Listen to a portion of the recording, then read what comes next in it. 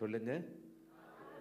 பைபிளில் ஒரு வசனம் இருக்கு, சவுலை பற்றி காது கேளாதவன் போல இருந்தான். சொல்லுங்க, அந்த வசனம் வாசித்திருக்கீங்களா? வாசித்தீங்களா இல்லையா? வீட்டில் போய் வாசித்து பாருங்கள். 1 சாமுவேல் 10 அது இருக்கும். அவ்வளோ பேர் பேசும்போது காது கேளாத மாதிரி இருந்தாராம். சரியா? நமக்கு ஆண்டவர் சொல்கிறாரு வெளிப்படுத்தல, காது உள்ளவன் கேட்க கடவன். சரி, இன்றும் கூட இன்றைக்கு இந்த ஆராதனைக்கு நான் ஆயத்தமாகும் பொழுது ஒரு வசனத்தை கர்த்தர் என் உள்ளத்தில் போட்டார். ஒரு விதை. அது என்னது? ஒரு விதை, ஒரு வசனம். வேத வசனம். வானமும் பூமி ஒளிந்தாலும் இந்த வசனம் ஒரு நாளும் ஒளிவதில்லை, அழிவதில்லை. அது ஜீவன் உள்ளது. என்ன உள்ளது? அந்த வசனத்துக்கு நல்ல என்ன சொல்லணும்னா, நீங்கள் எல்லாம் இந்த தேசத்தில் சொந்த வீடு வச்சுருக்கீங்களா? இருக்கா இல்லையா? சிலருக்கு இருக்கும், சிலருக்கு இல்லை, இல்லையா? அந்த வீடுன்னு ஒன்று இங்கே இருந்தால் ஊரில் இருந்துச்சா இல்லையா? எங்கேயாவது ஒரு இடத்துல இருக்கான்னு கேட்டால் ஆமாம், இங்கிட்டு இல்லை அங்கிட்டு இல்லைன்னா எனக்கு திரு நானே எங்கே இருக்கிறேன்னு எனக்கே தெரியல. கொஞ்சம் என்னோட நீங்கள்லாம் நல்லா பேசணும், மனம் விட்டு. வீட்டில் தான் சைலண்ட்டாக அப்படியே இருக்கணும். சண்டை கிண்டை வரும்போது அமைதியாக இருந்தீங்கன்னு வைங்க, வீட்டுக்காரன் கோயில் கட்டி கும்பிடுவான். நான் மதுரை பாஷையில் பேசுகிறேன், புரிஞ்சவங்க பாக்கியவான்கள், புரியாதுன்னா அங்கிட்டு போய் திட்டிக்குங்க. என்னமோ கதைச்சிட்டு போனால் ஒன்றும் விளங்கலை அப்படின்னு சொல்லிட்டு போங்க. சரியா? வீட்டில் நமக்கெல்லாம் அங்கே ஊரில் வீடு இருக்கும், வாழ்ந்துருப்போம், நம்ம அப்பா அம்மா வச்சுருப்பாங்க. அந்த வீட்டு ஓனருடைய பேரில் அந்த பத்திரம் டாக்குமெண்ட்லாம் இருக்கும், தெரியுமில்ல? இங்கே வந்தால் சிட்டிசனுக்கு ஒரு டாக்குமெண்ட் இருக்கும், அப்புறம் பிஆருக்கு ஒரு டாக்குமெண்ட் இருக்கும். இப்போ இயேசு ஏன் செத்தார், மரித்தார் அப்படின்னா, இந்த வேத வசனத்துக்காகவே அவர் ஜீவனை கொடுத்தாருங்க. சொல்லுங்க. இதுக்கு பேரு ஒரு உயில். எல்லாரும் சொல்லுங்க. உயில்னா தெரியுமா? அந்த காலத்தில் கூட்டு குடும்பம் இருப்பாங்க. இப்போ 2 பேர் காலையில் கல்யாணம் முடிச்சு சாயந்தரம் பிரிஞ்சு போகிறான், அது வேற, அதை நான் சொல்ல வரல. இது லவ், இது மாயை. நான் முதலே தெரிஞ்சிருந்தா உன்னை கட்டியிருக்க மாட்டேனே. இது மறைவானது. காதலுக்கு கண்ணு இல்லையா சொல்லுவாங்க. ஆமாம், இங்கே இது முதலே தெரியலையே தெரிஞ்சாதானே. ஆமாம், உன்னையே வச்சு ஆண்டவர் காலம் தள்ளிட்டாரே, நீ அடுத்த ஆளை வச்சு தள்ளணும், என்ன கேட்டா போற? அப்படிலாம் நம்ம தெரிஞ்சுக்கணும். உயில், இதுக்கு பேர் என்னது? இந்த உயில் எழுதின ஆள். அப்போ அந்த காலத்தில் ஒரு தோப்பு, ஒரு காரு, ஒரு பங்களா இருந்தால் எல்லா பிள்ளைகளுக்கும் பிரித்து கொடுக்க உயில் எழுதுவாங்க. என்ன எழுதுவாங்க? இந்த வீடு இவங்களுக்கு சொந்தம், இந்த தோட்டம் அவங்களுக்கு சொந்தம், இது அவங்களுக்கு சொந்தம். சமாதானமாக அவங்க பிரிச்சுக்குவாங்க. ஏன்னா பெரிய குடும்பங்கள் அந்த காலத்தில். இப்போ தான் ஒன்று கண்ணே கண்ணுன்னு இருக்கான். ஆமாம். அப்போ இந்த உயில் எழுதிட்டா அந்த ஆள் உயிரோடு இருக்கிற வரையும் அவர் பேரில் தான் இருக்கும். அந்த மரணத்துக்கு பின்னாடி தான் உயில் நிறைவேறும். தெரியுமா உங்களுக்கு? இப்போ உள்ள ஜெனரேஷனுக்குலாம் தெரியாது, அந்த காலத்தில் தெரியும். இதைத்தான் பைபிள் சாசனம்னு எழுதுது. இதுக்கு பேர் என்ன? நான் சொல்லலை. The book of Hebrew chapter 9 verse 16 and 17. எபிரேயர் 9ஆம் அதிகாரம் 16, 17 வாசித்து விட்டு வேகனா கர்த்தருடைய வார்த்தைக்கு நம்ம போக போகிறோம். வாசிப்போம். எபிரேயர் 9ஆம் அதிகாரம் 16, 17. ஏனென்றால், எல்லாரும் வாசிங்க. தமிழ் தெரியுமா இல்லையா? சிங்களமாவது தெரியுமா? எல்லாம் தெரியும், ஆனால் இயேசுவை தான் தெரியாது. சரி, இப்போ சொல்லுங்க. ஏனென்றால் எங்கே மரண சாசனம் உண்டோ அங்கே அந்த சாசனத்தை எழுதியவனுடைய மரணமும். இதில் சாசனம் இருந்தால் உங்களுக்கு என்ன தெரியும்? சாசுன்னு நினச்சிக்குவீங்க. இது லெமன் ஜூஸு, இது தக்காளி சாஸு, இது கிழங்கு கூத்தி சாப்பிடுறது. சாசனன்றா நமக்கு அப்டேட் பண்ணலை. மொபைலில் அப்டேட் கேட்டுக்கிட்டே இருக்கும், பார்த்துருக்கீங்களா? கொடுத்தீங்கன்னா இருக்கும், இல்லைன்னா ஓல்டு வேர்ஷன்லேயே இருக்கும். திடீர்னு ஒரு நாள் லாக் ஆகிக்கும். நிறைய இருக்கு. இப்போ இந்த சாசனத்துக்கு நல்ல பேர் உயிலாம். எல்லாரும் சொல்லுங்க.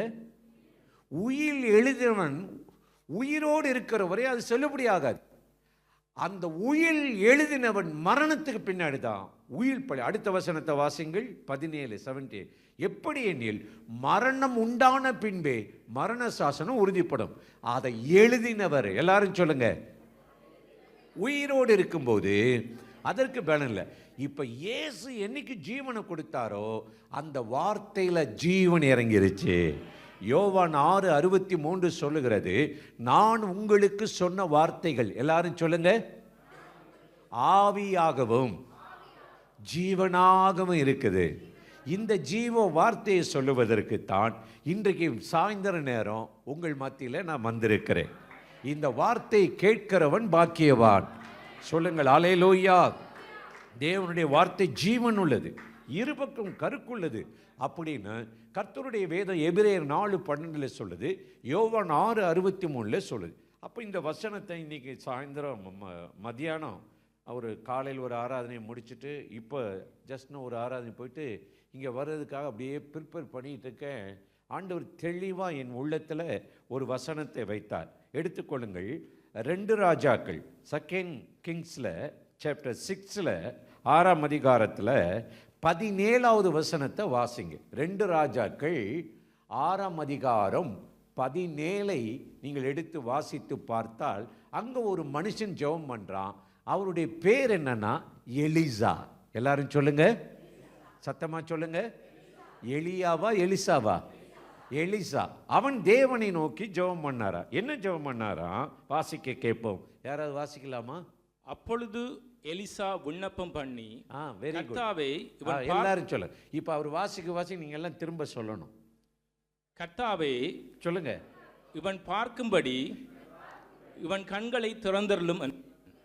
இப்போ எலிசா ஜெபம் பண்ணார். இப்போ நம்ம எலிசாவுக்கு பக்கத்தில் உட்கார்ந்துருக்கிறோம், அப்படி நினைச்சு வாசிக்கணும். நம்ம யார் பக்கத்தில் உட்கார்ந்துருக்கோம்? எலிசா யாரா? நம்ம தாய் மாமனா, அப்பாவா? தேவனுடைய தாசன், தீர்க்கதரிசி, வெளிப்பாடு நிறைந்தவர். இப்போ அவர் பக்கத்தில் இருந்தா அவர் நம்மளுக்கு என்ன ஜெபம் பண்ணுவாரா? என்ன ஜெபம் பண்றார்? அப்பொழுது எலிசா விண்ணப்பம் பண்ணி, கர்த்தாவே, எல்லாரும் சொல்லுங்க, அந்த வே மேலே வரணும், கீழே நோட்டு இறங்கக்கூடாது. கர்த்தாவே, கர்த்தாவே அப்படி போகக்கூடாது. சொல்லுங்க, கர்த்தாவே. ஏன்னா அந்த பாட்டில் நோட்டெல்லாம் இறங்கிட்டு இருந்துச்சு, அதை டியூன் பண்ணணும் ஒழுங்கா. சொல்லுங்க, எங்கள் பிதாவே.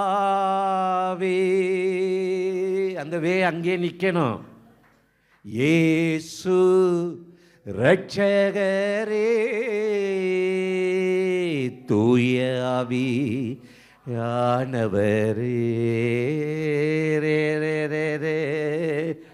உம்மை தொழுகிறோ. எப்படி? அப்ப அது கர்த்தாவே. சொல்லுங்க, இவன் பார்க்கும்படி. இப்ப அவர் நம்மளை பார்த்து சொல்ற பாரு, அவர் பக்கத்தில் நம்ம தான் உட்கார்ந்துருக்கோம்ல. கர்த்தாவே, இவன் பார்க்கும்படி. இப்ப இருதயத்தில் கை வச்சு சொல்லுங்க, நான் பார்க்கும்படி என் கண்களை திறந்தருளும். அப்ப அந்த வேலைக்காரன் அவன் யாரு? எலிசாவுடைய பிஏ. இப்ப சபையில் ஒரு சபை நடத்தினா பாஸ்டர் ஒருத்தர் இருப்பார், அப்புறம் ஆராதனை வீரர்கள் இருப்பாங்க, அப்புறம் மைக் செட் ஆன் பண்ணுறவங்க இருப்பாங்க, ட்ரம் வாசிக்கிறவங்க இருப்பாங்க. எல்லாம் சேர்ந்தா தான் ஒரு இசை, ஒரு ஊழியம். இப்போ எலிசா காலத்தில் இந்த மாதிரி மைக்கு, லைட்டு, அது இந்த மாதிரி ஏசி ரூமு, ஹீட்டர் ரூமு அதெல்லாம் கிடையாது. அவங்களுக்கு தண்ணி கொடுக்கணும். அவங்க எப்போ பார்த்தாலும் சாப்பிடாமல் உபவாசித்து தீர்க்க தரிசனம் கர்த்தருடைய சத்தத்தை கேட்க நாட்டை விட்டு வீட்டை விட்டு புறப்பட்டு வந்தவங்க, தொழில் செய்கிறதுக்கு வந்தவங்க கிடையாது. அப்போ திடீர்னு எலிசாவை சுற்றி ராஜாவுடைய இராணுவ வீரர்கள் வந்துட்டாங்க. உன்னை கைது பண்ண போகிறோம். எல்லாரும் சொல்லுங்க, கைது பண்ண போறோம், அரெஸ்ட் பண்ண போறோம். நீ எங்க வீட்டில் நடக்கிற, பள்ளி அறையில் நடக்கிற, பெட்ரூம்ல நடக்கிறத கூட சொல்ற. இது என்ன பெரிய தொல்லையா இருக்கு அப்படின்ட்டு எலிசா காலையில் நல்ல ராத்திரி பூரா ஜெபம் பண்ணிட்டு இருக்காரு. இந்த வேலைக்காரனுடைய பேர் கேயாசி. எல்லாரும் சொல்லுங்க. இங்கே பாட்டு கேஎஃப்சின்னு சொல்லிடாதீங்க, கேயாசி. எல்லாரும் சொல்லுங்க. அவன் காலையில் எந்திரிச்சிட்டு, நீங்களே காலையில் எந்திரிச்சா என்னதான் செய்வீங்க சொல்லுங்களேன்? பல்லு விளக்குவோம். Very good. என்னையா சொல்லி கொடுங்க, ஜோரா கை தட்டுங்க, பல்லு விளக்கம். ஆமாம். அடுத்து அடுத்து இல்லைங்களா, தெரிஞ்சுக்கிறது தான் கேட்டேன். வேற டீ குடிப்பு, பல்லு விளக்குறாங்க, டீ குடிக்கிறாங்க, ஜோரா ஒரு கை தட்டுங்க. வேற வேற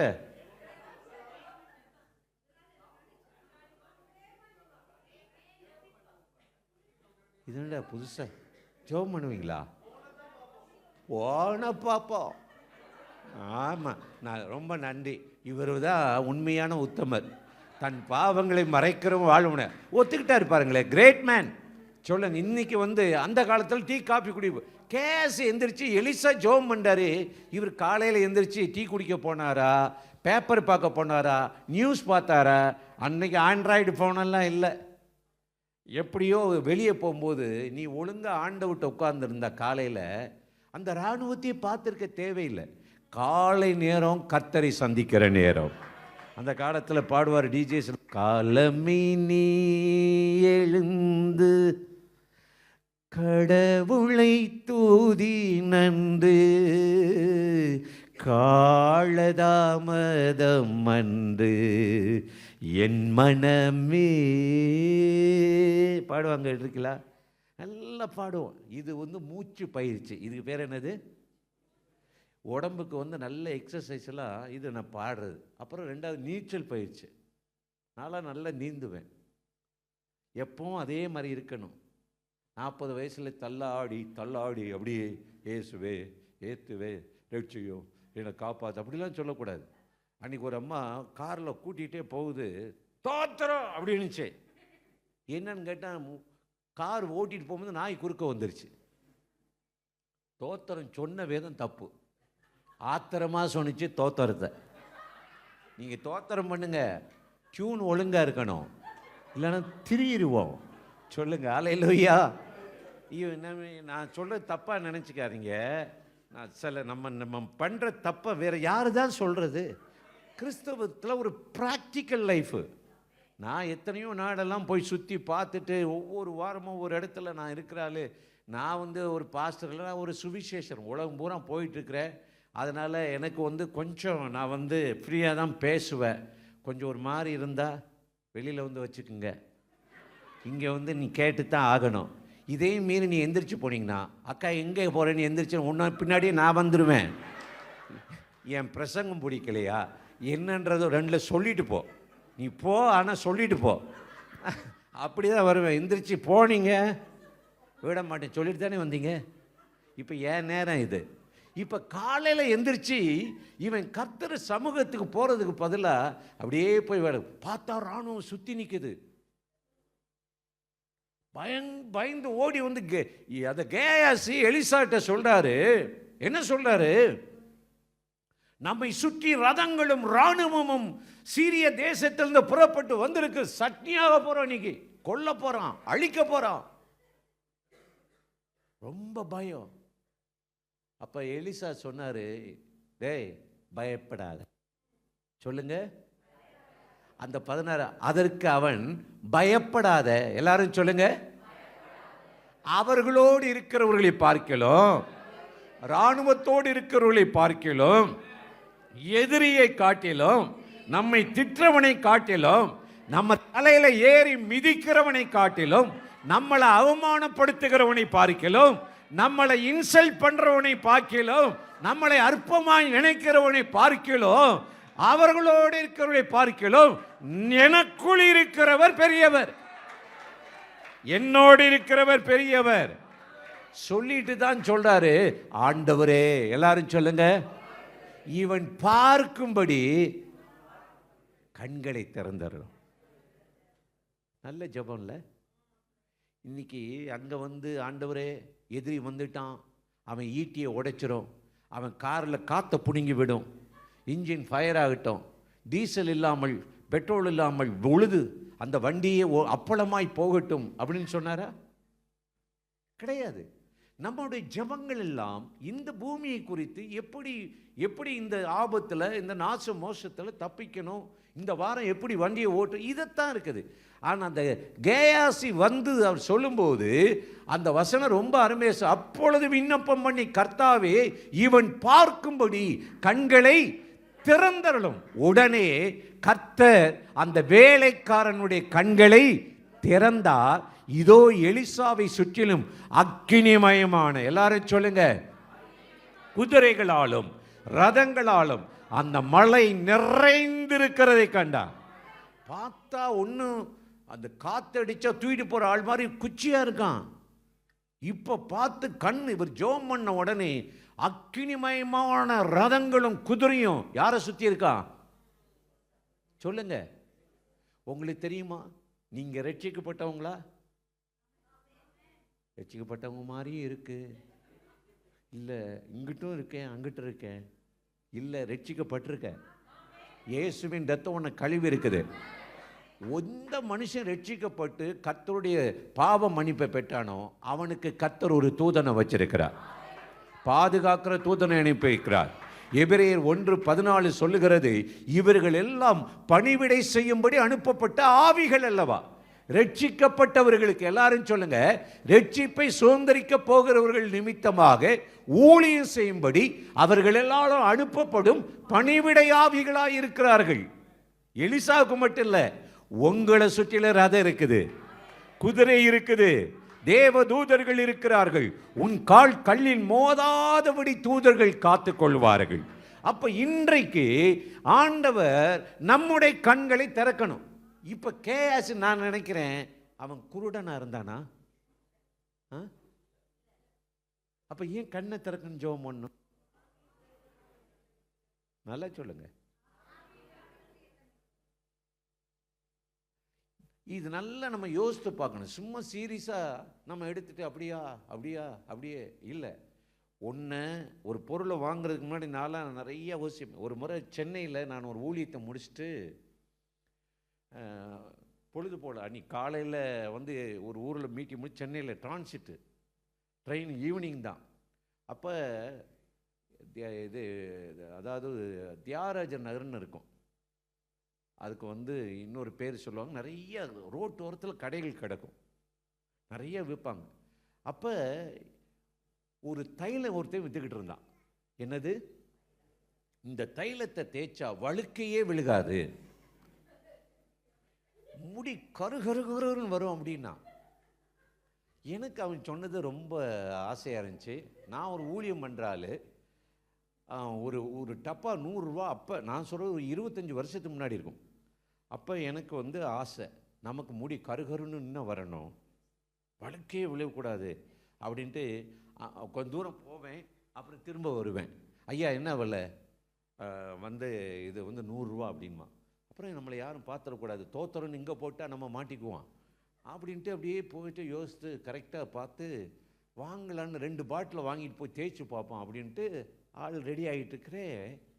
திடீர்னு என் மனசுக்குள்ளே ஒரு எண்ணம், விற்கிறவனுடைய தலையை பார்க்கணும் பாரு அப்படின்னா அவன் வழுக்கையாக இருக்கான். என்னடா இவன் முடிக்கு முளைக்கணும் தைலம் விற்கிறான், இவனுக்கு முடிய காணாமன்னு எனக்கு கேள்வி. மெதுவாக போய் கேட்டேன், அண்ணே இந்த தைலத்தை நீங்கள் தேய்ச்சிருக்கீங்களா அப்படின்னு. அவனுக்கு ரொம்ப கோபம் வந்துருச்சு. உனக்கு நான் கொடுக்க மாட்டேன், ஓடிப்போ, என் வியாபாரத்தை கேட்க ஓடு விரட்டி விட்டான். நான் வந்து எதையுமே ரொம்ப வந்து சீரியஸாக எடுத்துக்க மாட்டேன். அதாவது நம்ம ஒரு பொருள் வாங்கினோன்னா அதில் ஒரு அர்த்தம் இருக்கணும், ஒரு ஊழியம் பண்ணோம்னா அர்த்தம் இருக்கணும், ஒரு சர்ச்சுக்கு போகிறோம்னா ஒரு அர்த்தம் இருக்கணும், ஒரு ஆண்டவரை பின்பற்றினா அதில் ஒரு நோக்கம் இருக்கணும். சும்மா ஏதோ வந்தோம் ஆடு மாடு மாதிரி போகணும் அப்படிலாம் இல்லை. நம்ம வாழ்ந்தால் இயேசுவுக்காக, நம்ம நின்றாலும் இயேசுவுக்காக. இதெல்லாம் நமக்கு நீ கண்டிப்பாக தேவை. நம்ம பாட்டுக்கு வருவோம், நாங்கள் நினைத்தால் வருவோம், அப்புறம் போவோம். இப்போ பாருங்க, அவனுக்கு கண்ணு தெரிஞ்சிச்சு.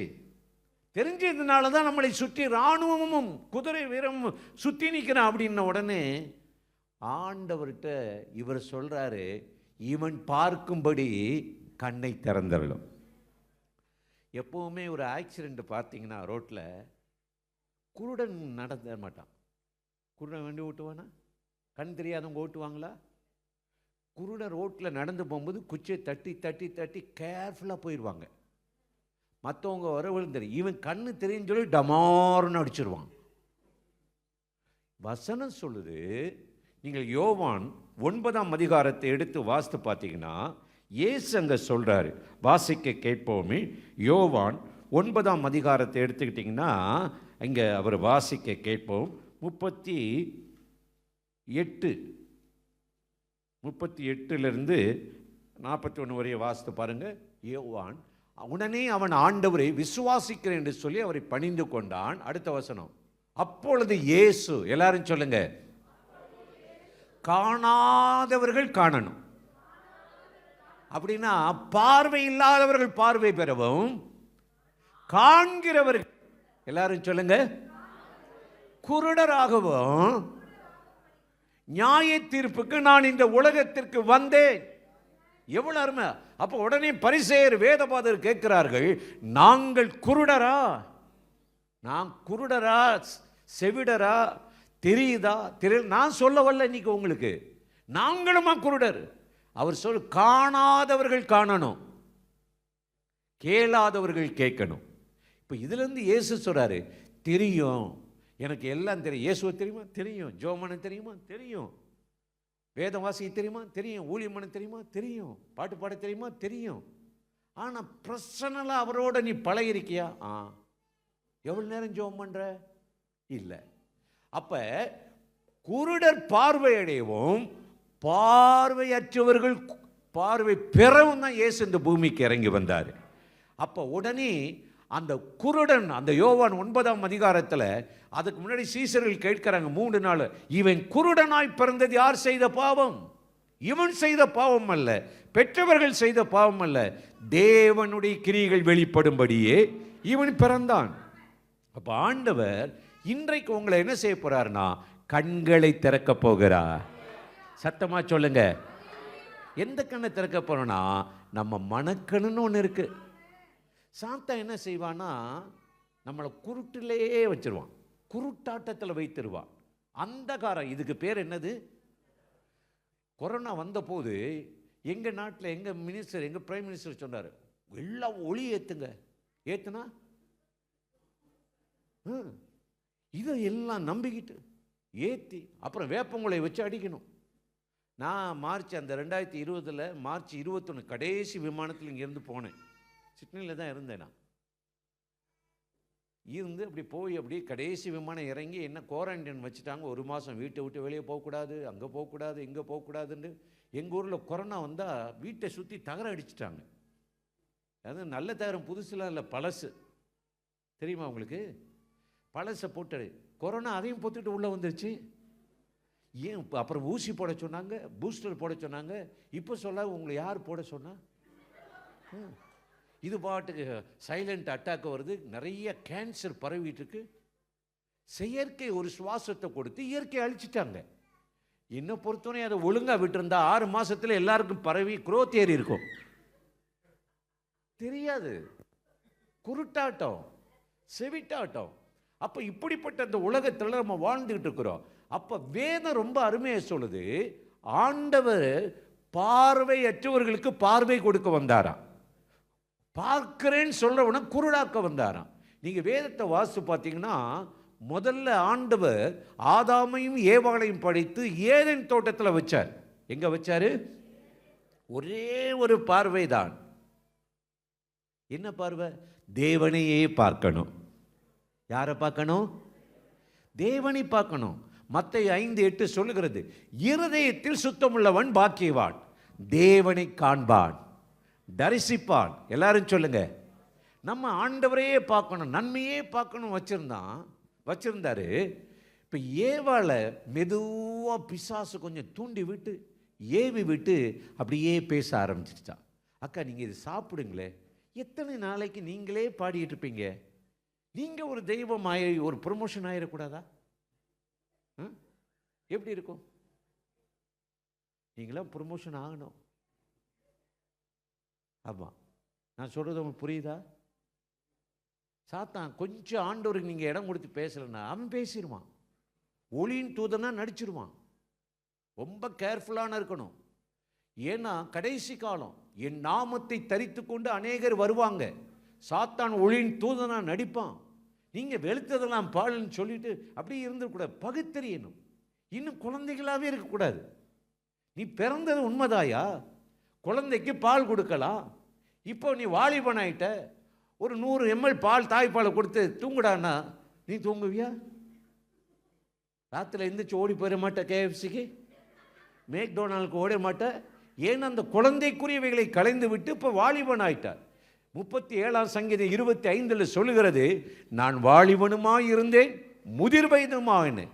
இப்போ உலகத்திலே நமக்கு பூரணத்தை நோக்கி போகிறோம். வாலிபனாயிட்டு முதிர் வயதுனாயிட்டு. இப்போ போய் 40 வயசில் எனக்கு குழந்தைக்குரிய பாலம் என்னை தொட்டி கட்டி ஆட்டுனா எப்படி இருக்கும்? இன்னைக்கு சபைகளுடைய நிலைமை அதான். வளரல. நம்ம பாட்டுக்கு வர்றோம், நம்ம பாட்டுக்கு போகிறோம், இன்னும் தெரியலை. நம்ம பாட்டுக்கு ஊழியம் பண்ண மாட்டேன்றோம். என்ன எடுத்ததெல்லாம் நான் ஒரு சபையை திறக்கிறேன், திறங்க, உங்களை வேணான்னு சொல்லுங்க. கர்த்தர் சித்தனா ஓடட்டும், இல்லைன்னா கர்த்தருடைய கையில் அடங்கிருங்கள். இதுதான் எனக்கு தெரிந்தது. சுவிசேஷத்தை அறிவியுங்கள். எவ்வளவு ஜனங்கள் மந்தைக்கு வெளியே இருக்கிறார்கள், நீங்கள் அவர்களுக்கு அறிவித்து வெளிச்சத்தினிடத்தில் கொண்டு வரலாம். ஒரு வகுப்பில் 1 வருஷம் உட்கார்ந்து பாஸ் பண்ணிட்டு போனால் அவன் நல்ல மாணவன். நான் சொன்னேன் கொஞ்சம் நேரத்துக்கு முன்னாடி, ஒரு 12th படிக்கிறான் எங்கள் ஊரில் ஒருத்தன். ஜோம் பண்ணுறதுக்கு கூட்டிகிட்டு வந்தாங்க. அவன் மெதுவாக சொன்னான், அங்கிள் 12th படிக்கிறேன், 3rd year அப்படின்னா. 12th 3rd year இருக்கா? கல்லூரியில் இருக்கும், பிஎஸ்சியில் பிகாம் அதில் 3rd year இருக்கும். இவன் நமக்கு காது கேட்கல இருக்கு. என்ன எதுக்கு ஜோம் பண்ண சொன்ன அப்படின்னு திரும்ப போய் 12th 3rd year அங்கிள், நீங்கள் நம்ப மாட்டீங்க, பரீட்சை எக்ஸாம் போகிற நேரம் கை காலம் ஆடிரும், ஃபீவர் ஆகிரும், எழுதவே முடியல அப்படின்னா. அப்போ நீ படிக்கலேன்னு அர்த்தம். நான் மெதுவாக அவனை கூட்டிகிட்டு போய் கேட்டேன், என்னப்பா தம்பி அப்படின்னு. ஏன் அங்கிள் கேட்குறீங்க, போட்டு படின்னு தொல்லை பண்ணுறாங்க அப்படின்ட்டு. இப்போ நான் கேட்குறேன், நீங்கள் ஆரம்பத்தில் ரட்சிக்கப்பட்டு எவ்வளவு நாள் ஆச்சு? 1 வருஷம் ஒரு மாணவன் படித்து பரீட்சை எழுதி பாஸ் பண்ணி அடுத்த கிளாஸுக்கு போனால் அவனுக்கு ப்ரமோஷன். அவன் நல்ல மாணவன். இன்னும் ஒரே மாணவனை வச்சு நான் 20 வருஷம் கிளாஸ் நடத்தினா நான் என்ன நினைக்கிறது? என்னடா வாத்தியார் சார், நான்லாம் வேலை அசைன்மெண்ட் ஓடி போயிடுவேன். ஐயோ, அந்த ஓல்டு ஸ்டூடெண்ட்டுகளை வச்சுட்டு நம்ப முடியாது. இன்னைக்கு நிலைமை அப்படி தான் இருக்குது. நான் யாரையும் குற்றப்படுத்தலை. இன்னைக்கு நம்ம செய்கிற ஊழியங்கள் சபைகளுடைய மெத்தட் அப்படி ஆகிப்போச்சு. நம்மளை உருவாக்கி சுவிசேஷங்களை அனுப்பி வாரந்தோறும் தொழுகை பண்ணுவதற்கு நமக்கு ஒரு சபை தேவை. ஆத்தும ஆதாயம் பண்ணுவதற்கு நீங்கள் வெளியே புறப்பட்டு போகணும், கர்த்தரோடு பேசணும். தண்ணி ஓடிட்டே கிடந்தா சுத்தமாக இருக்கும். ஒரு ஆற்றுல தண்ணி ஓடுது சுத்தமாக இருக்கும். ஒரே இடத்துல கிடந்தா என்ன சொல்கிறீங்க? ஒன்றும் இல்லை. இப்போ ஒரு 10 நாள் உங்கள் வீட்டை விட்டு கேன்பரா போகிறீங்கன்னு வைங்க. ஒரு வாளி தண்ணியை பிடிச்சி வச்சுட்டு போங்களே, தூசி ஆகும். தூசி ஆகிறதுக்கிட்டோம், தூசி வராமல் தான் வீட்டை பூட்டி போட்டு போகிறீங்களே. ஒரு வாரம் கழிச்சு ஒரு மாதம் கழிச்சு அந்த தண்ணியில் கைவிட்டிங்கன்னா பாசம் மாதிரி அப்படியே நெல் ஒரு மாதிரி பசை மாதிரி ஒட்டிக்கும். தண்ணி கெட்டு போச்சு, தண்ணி கெட்டு போச்சு. அப்போ இப்படியே தான் அன்னைக்கு நம்ம விசுவாசத்தை மற்றவங்களுக்கு வர்த்திக்க பண்ணாமல் கேட்டு கேட்டு கேட்டு இருந்துட்டோம். நமக்கு அது ட்ரெயின் பண்ணலை, கொடுக்கலை. அதனால தான் நாங்கள் எல்லாம் இப்பொழுது இருக்கிற சபைகளை எல்லாரையும் தேர்ந்தவர்களாக மாற்றி உங்களை எழுப்பி ஊழியம் செய்தால் ஆஸ்திரேலியா அசைக்கப்படும். கர்த்தர் அதுக்கு தான் நம்மளை கொண்டு வந்திருக்கிறார். அப்போ ஏவாளை கொண்டு போய் ஏதேன் தோட்டத்தில் வச்சு ஆண்டவர் எல்லா மரத்தின் கனியை சாப்பிடலாம். ஒரே ஒரு தீமை அறிகிற மரத்தின் கனியை என்ன செய்யக்கூடாது, சாப்பிடக்கூடாதுன்னு வச்சா சாத்தான் போய் மெதுவாக சொல்கிறான், அக்கா நீங்கள் நம்ப மாட்டீங்க, சாப்பிடுங்க. சாப்பிட்ட நாளில் கண்கள் திறக்கப்பட்டதா? என்ன திறக்கப்பட்டுச்சுன்னா, எந்த கண் திறக்கப்பட்டுச்சுன்னா, தீமையை பார்க்கிற கண்கள், அசுத்தத்தை பார்க்கிற கண்கள், அருவருப்பை காண்கிற கண்கள். மொபைலை விட்டா வச்சா தான் நீ மூடவே முடியல. ஒரு காலத்தில் நம்ம எப்படியோ வாழ்ந்தோம். இன்னைக்கு மொபைல் இல்லாமல் இருக்க முடியல. அது நம்மளை அடிமைப்படுத்திருச்சு. உங்கள் வீட்டு நம்பர் தெரியுமா? தெரியாது. உங்கள் காடி நம்பர் தெரியாது. ஏன்னா அதுக்கு தான் தெரியும். எல்லாத்தையும் அதை போய் நம்மளை அடகு வச்சிட்டோம், வித்துட்டோம். அப்போ பொல்லாத உலகத்தில் தேவனுடைய பார்வையை பார்க்கும்படி அவரோடு நேரத்தை சஞ்சரிக்கிறதுக்கு ஜப நேரத்தை திருடி நம்ம பரிசுத்தத்தை திருடி, பலத்தை திருடி, விசுவாசத்தை திருடி சாத்தான் என்ன செஞ்சான்? குருட்டாட்டத்திலே மனிதர்கள் இருக்கட்டும், அந்தகாரத்தில் இருக்கட்டும், இவர்கள் ஏன் வெளிச்சத்தின் பிள்ளைகளா இருக்கணும்னு சொல்லி நம்மளை அப்படியே அப்படியே வச்சுட்டான். நம்ம பாட்டுக்கு தெரிஞ்சவங்க மாதிரி டம்முன்னு போய் அடிக்கிறோம். ஆமாம், மோதிருச்சு, விழுந்துட்டேன் அப்படின்னும். காரணம் என்ன? மனக்கண் மூடப்பட்டு இருக்கிறது. எந்த கண்ணு? வெளியில் இருக்கிறதெல்லாம் பார்க்குறோம், உலகத்தை பார்க்குறோம், நாகரீகத்தை பார்க்குறோம். ஆனால் கர்த்தரை பார்க்க முடியலையே. திடீர்னு பார்த்தா இவர்கள் பார்க்கிறார்கள், அந்த மகிமை போயிடுச்சு. அத்தி இலைகளை தைத்து மூடுகிறார்கள், அதுவும் மூட முடியல. ஆண்டவர் கேட்கிறார், ஆதாமே எங்கே இருக்கிறாய்? ஆதியாகமம் 3:9, நான் தோட்டத்தில் தேவனுடைய சத்தத்தை கேட்டு ஒளிந்து கொண்டேன். ஏன் ஒளிந்தார்? நாங்கள் நிர்வாணமாக இருக்கிறோம். நீ நிர்வாணமாக இருப்பது என்று யார் உனக்கு சொன்னான்? நானே பார்க்கிறேன், நிர்வாணமாக இருக்கிறேன். ஏன்னா பிசாசு கண்ணை திறந்துட்டு பரலோகத்தை பார்க்கறது கண்ணை மூடி வச்சுட்டான். குருட்டாட்டம். இன்னைக்கு இப்படிதான் தடவிக்கிட்டே இருக்கிறோம், பார்க்க முடியல, தேவனை தரிசிக்க முடியல. இதை பற்றி நம்ம கவலையும் இல்லை. அப்புறம் இப்படியே வந்து, அதனால தான் இந்த இழந்து போன மகிமையும் இந்த குருட்டாட்டத்தை மாற்றத்தான் இயேசு இந்த பூமிக்கு இறங்கி வந்து சொன்னார், குருடர் பார்வை பெறவும், பார்வையுள்ளோர் குருடராகவும் நான் இந்த பூமிக்கு இறங்கி வந்தேன்னு சொன்னார். சொல்லுங்க அல்லேலூயா. அதனால தான் உயிர்த்தெழுந்த இயேசு முதல்ல சீஷர்களுக்கு தோன்றினார்.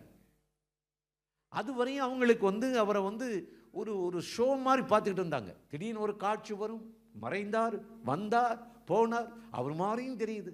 சிலரை பாருங்களே, அவங்க பின்னாடி பார்த்தீங்கன்னா அவர் மாதிரியே தெரியுதுல்ல, கிட்ட போனால் வேற ஆளாக இருவார்.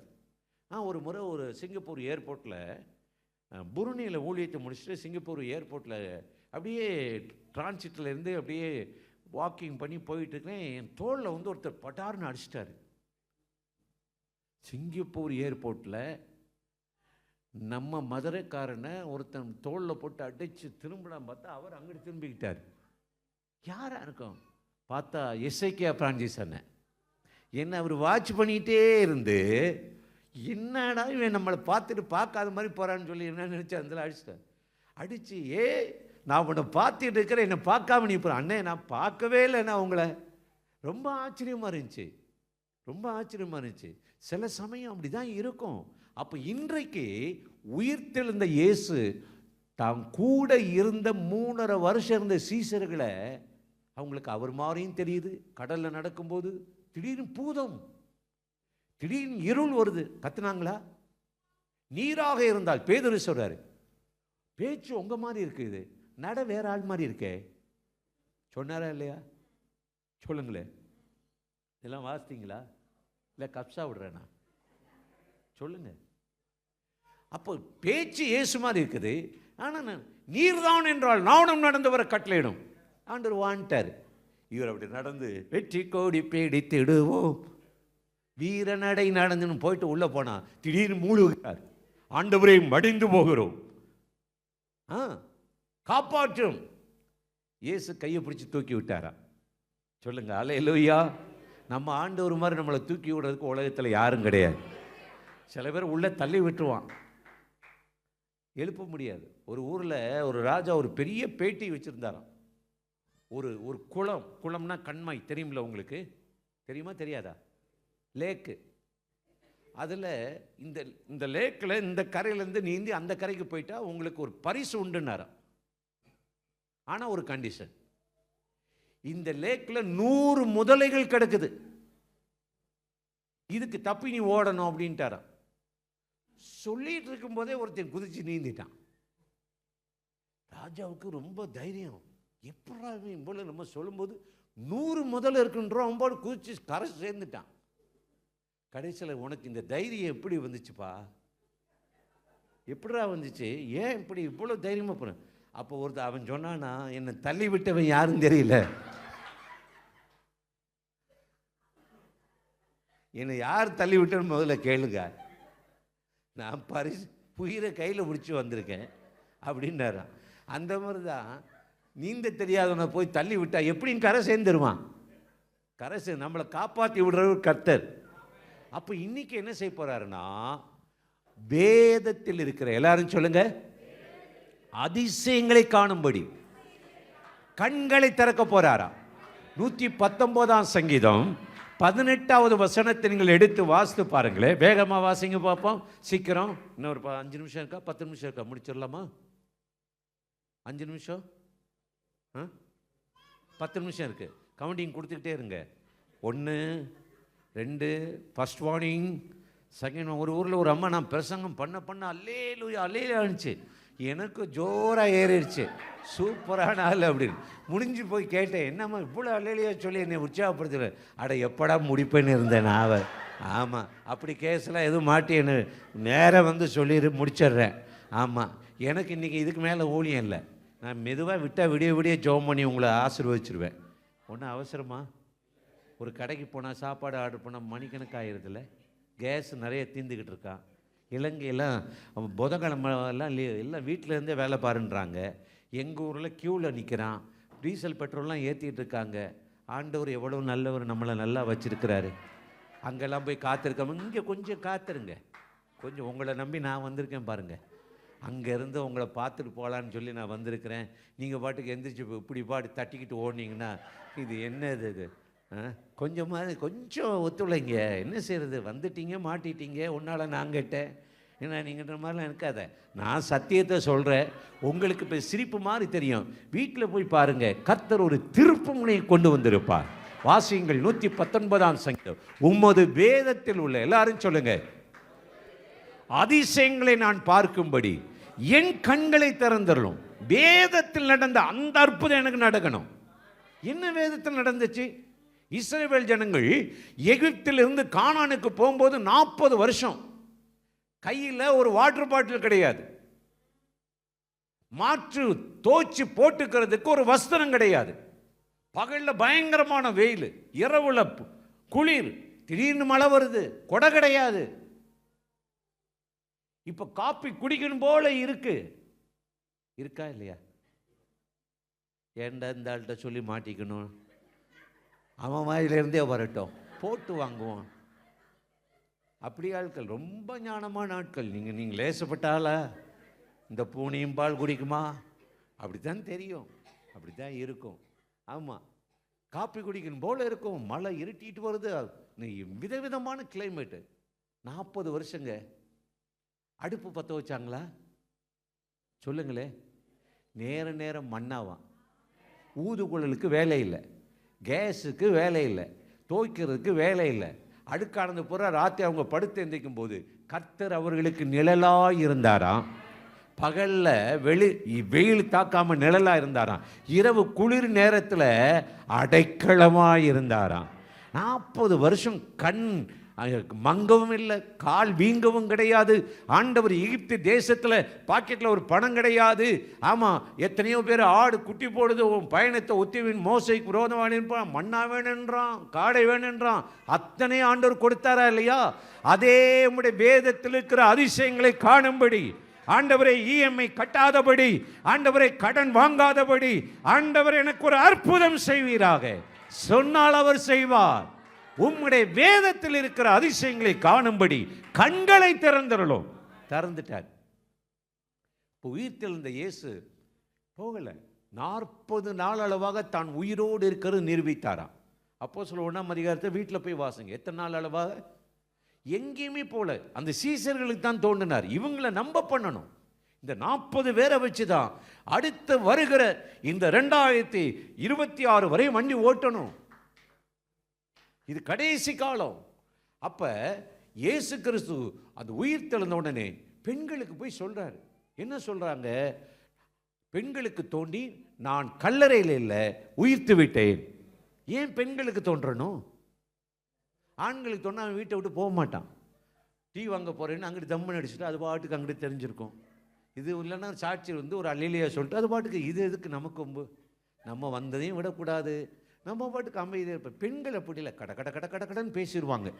ஒரு நாளைக்கு ஒரு ஆண் வந்து 7000 வார்த்தை பேசுவாராம். எல்லாரும் சொல்லுங்க. ஆம்பளையால் புருஷன். பெண்கள் 14,000 பேசுவாங்களாம். நீங்களாம் நல்லா பேசணும். ஆனால் என்னன்னா எங்களுக்கு பொறுமை பத்தாது. நீங்கள் எங்கே நிற்கிறீர்கள், எங்கே நின்றால் உங்களுக்கு என்ன, ஏன் இவ்வளவு காலதாமதம், மூடுங்கள் வாயை. அப்போ நீ இந்த 2 வார்த்தையிலே அங்கே குடும்பத்தில் ஆஃப் ஆயிரும். அப்போ ஒரு நாளைக்கு அந்த 14,000 வார்த்தையில் 2 வார்த்தை தான் இந்த அம்மா பேசியிருக்காங்க.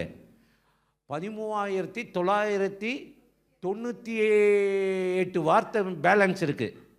இப்போ நாளைக்கு 14,000 வார்த்தை. நான் வரமாட்டேன், பேச மாட்டேன், அப்படியே தான் இருப்பேன், உங்கள் வேலையை பாருங்கள், அப்படி இப்படின்னு சொன்னால் ஒரு நாளைக்கு சுனாமி வந்துடும். வெடிச்சிச்சுன்னு வைங்க, பயங்கரமாயிரும், ப்ரெஷர் கூடிரும், நரம்பு வெடிச்சிரும், பயங்கரமான காரியம். ஆமாம், அதனால் நீங்கள் அன்றைக்கெல்லாம் மனம் விட்டு பேசணும். சொல்லுங்கள் அல்லேலூயா. உன் மனைவி ஆரோக்கியமாக இருக்க தேவையில்லாத மருத்துவ செலவு வர இதெல்லாம் செய்யணும். முதல்ல எனக்கு தெரியாமல் போச்சு, இப்படி பேசியிருந்தால் நாங்கள் உங்களை கல்யாணம் பண்ணி இருக்கவே மாட்டோம். தெரிஞ்சதானே பண்ணியிருக்க மாட்டேன். அது ஆண்டவர் உனக்கு கொடுத்த நியமம். இந்த சிலுவையோடு தான் நீ வாழ பழகணும். சொல்லுங்க அல்லேலூயா. இல்லை இதை விட மென்மையான சிலுவை வேணும்னா வேற சிலுவை இருக்கு. சாத்தான் கண்ணை அவிச்சு வச்சிருக்கான். இன்னைக்கு ரொம்ப சபைகள் இதெல்லாம் நடக்குது. தாறுமாறமான கல்யாணம், இங்கே ஒரு இது, அப்புறம் சபையை விட்டு அங்கே ஒரு இதில் போய் ஏன் அங்கே ஒன்று அப்படின்னு பார்த்தா இன்னொரு பிள்ளையோட சுற்றிட்டு கிடக்கான். இது ஆவிக்குரிய சபையில் நிறைய நடக்குது. நான் உங்களை பரியாசம் பண்ணல, என் வாழ்க்கையை உடைக்கிற சில சம்பவங்கள். இவ்வுலகத்தின் பிரபஞ்சத்தின் தேவனானவன் பிசாசானவன் 2 கொரிந்தியர் 4:4 அவன் சொல்லுகிறான், இவ்வுலகத்தின் பிரபஞ்சத்தின் தேவனானவன் சுவிசேஷத்தினுடைய பிரகாசத்தை, வெளிச்சத்தை நீங்கள் பார்க்காதபடி உங்கள் கண்களை குருடாக்கி வைத்திருக்கிறான். மற்றதெல்லாம் பார்க்குறீங்க, இதை வேதத்தில் உள்ள அதிசயத்தை பார்க்க முடியல. எனக்கு இந்த வேதம் படித்தா எனக்கு அப்படியே நேரம் போகிறதே தெரியல. நேற்று நைட் தூக்கமே வரல. ஏன்னா இந்தியாவிலேருந்து முந்தா நாள் தானே வந்தேன். இன்னும் நாங்கள் டைம் செட் ஆகலை. இன்றைக்கி 3 ஆராதனைக்கு என்ன செய்ய போகுதுன்னு தெரில. என்ன செஞ்சால் என்ன, எக்ஸஸாக ஒரு நாள் தூங்காமல் இருந்தால் என்னென்ன முடியா உள்ளே போயிடுது. எந்திரிச்சு ராத்திரியில் உட்காந்து நான் போய்ட்டு ஜெபம் பண்ண ஆரம்பிச்சிட்டேன்.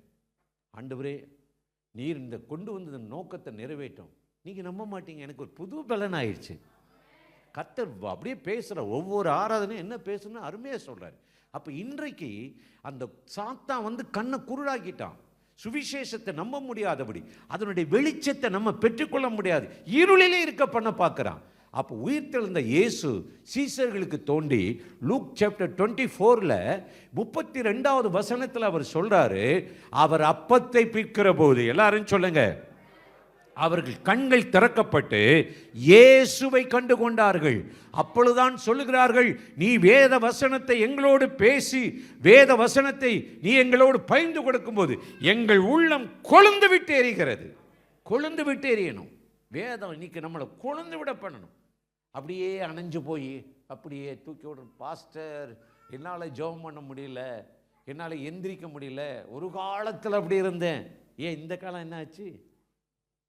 உங்களை யார் இறக்கிறது, காற்றை பிடுங்கிறது, யார் காத்தடிக்கிறது இல்லை. நம்ம ஆண்டவரோடு இருக்க பழகணும்.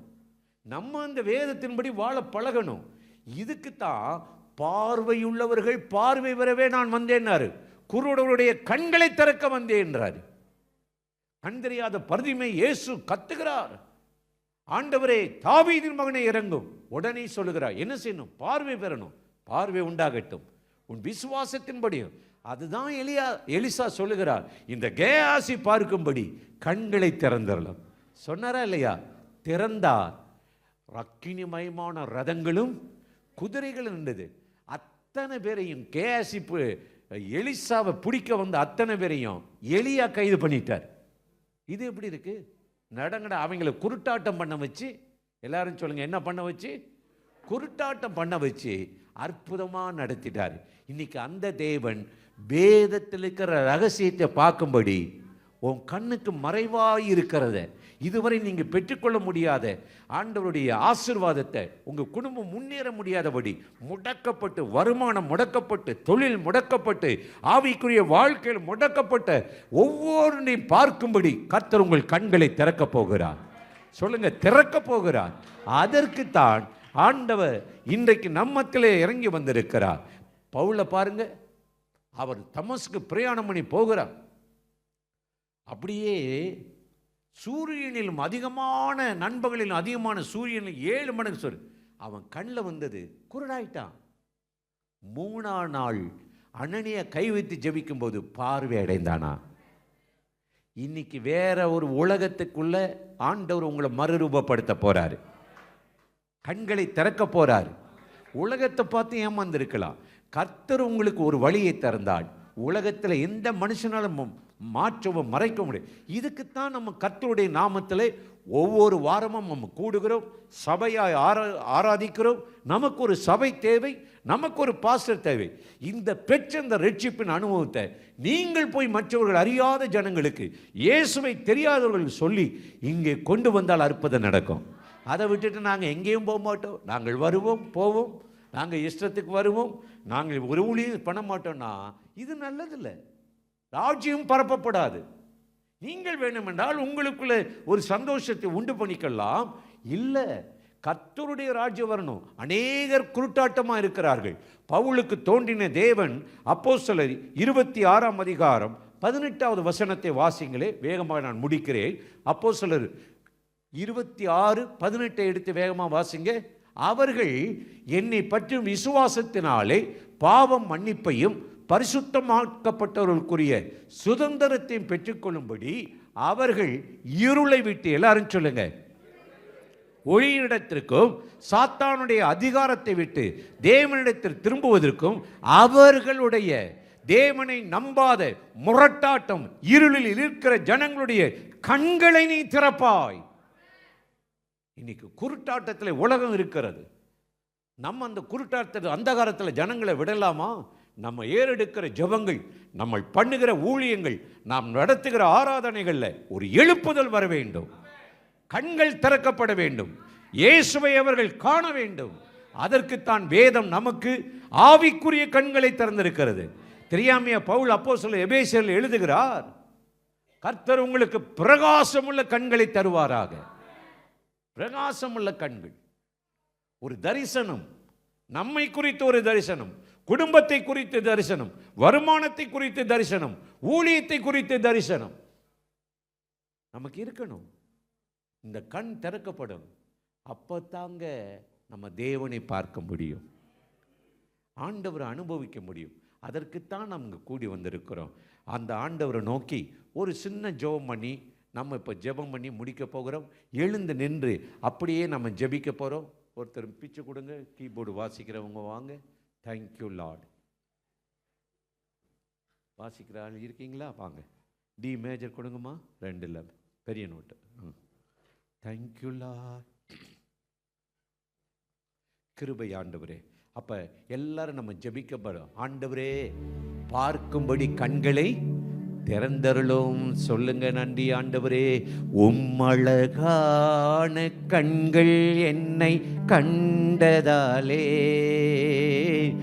முடிந்ததென்று நினைத்த நான் உயிர் வாழ்கின்றே.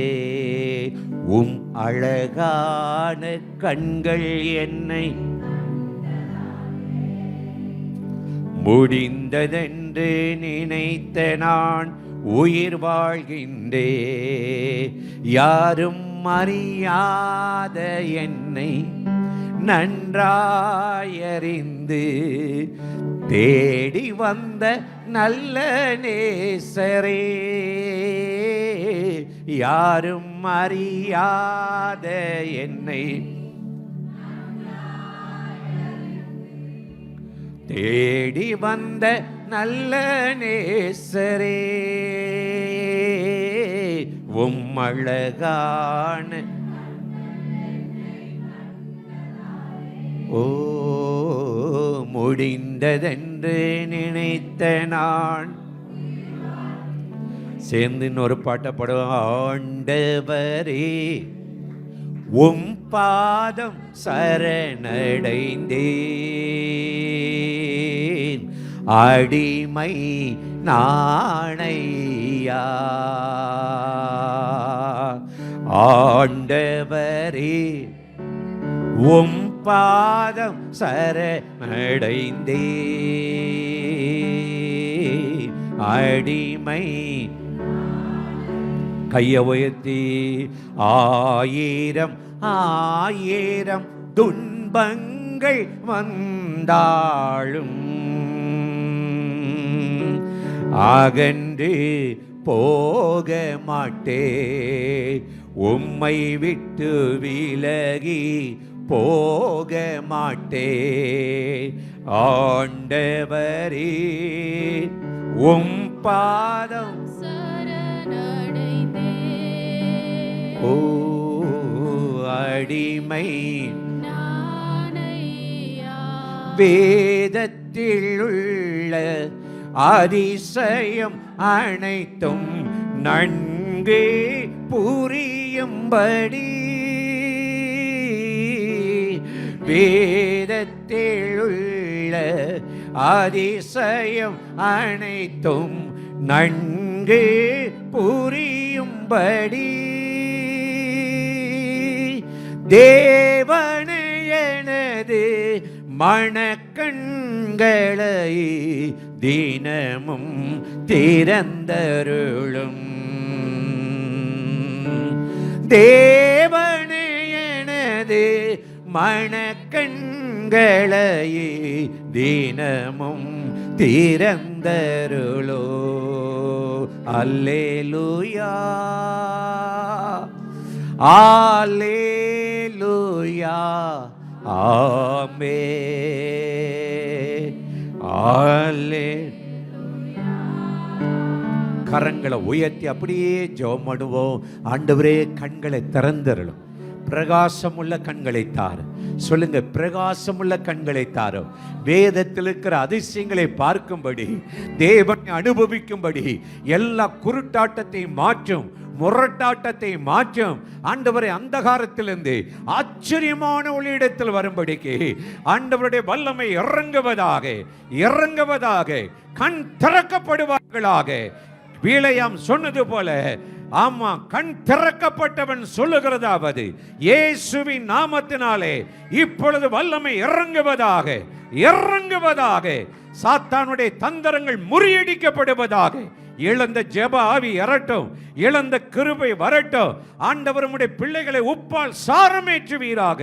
இந்த ஆராதனையில் பங்கெடுத்த ஒவ்வொரு மேலும் வல்லமை இறங்கட்டும், மகிமை இறங்குவதாக. ஆண்டவரே உம்முடைய கிருபை இறங்கட்டும் அப்பா.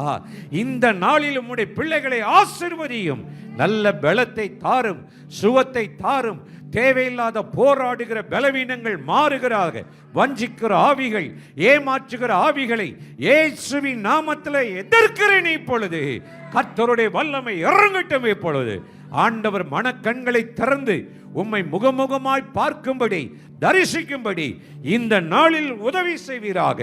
கேயாசி கண்களை திறந்தவர் இன்றைக்கு அக்கினி ரதங்களையும் குதிரைகளையும் பார்க்கும்படி, தேவன் உண்டு பண்ணினவைகளை, ஆயத்தம் பண்ணினவைகளை கண்கள் காணவும், காதுகள் கேட்கவும் ஒவ்வொருவருக்கு உதவி செய்யும். கர்த்தருடைய வல்லமையின் கரம் கூட இருந்து நடத்தட்டும், ஆசீர்வதியும். இயேசுவின் நாமத்தில் வேண்டிக் கொள்கிறோம் எங்கள் உயிர் உள்ள நல்ல பிதாவே. ஆமேன், ஆமேன். தேங்க்யூ.